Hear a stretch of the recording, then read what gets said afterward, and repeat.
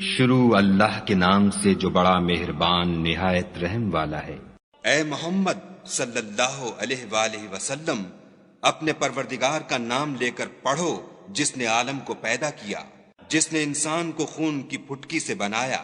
پڑھو اور تمہارا پروردگار بڑا کریم ہے، جس نے قلم کے ذریعے سے علم سکھایا اور انسان کو وہ باتیں سکھائیں جس کا اس کو علم نہ تھا، مگر انسان سرکش ہو جاتا ہے جبکہ اپنے تئیں غنی دیکھتا ہے۔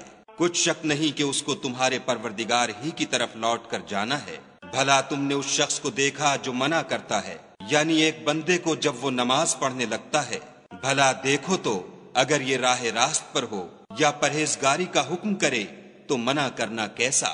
اور دیکھ تو اگر اس نے دین حق کو جھٹلایا اور اس سے منہ موڑا تو کیا ہوا؟ کیا اس کو معلوم نہیں کہ خدا دیکھ رہا ہے؟ دیکھو اگر وہ باز نہ آئے گا تو ہم اس کی پیشانی کے بال پکڑ کر گھسیٹیں گے، یعنی اس جھوٹے خطا کار کی پیشانی کے بال۔ تو وہ اپنے یاروں کی مجلس کو بلا لے، ہم بھی اپنے موکلان دوزخ کو بلائیں گے۔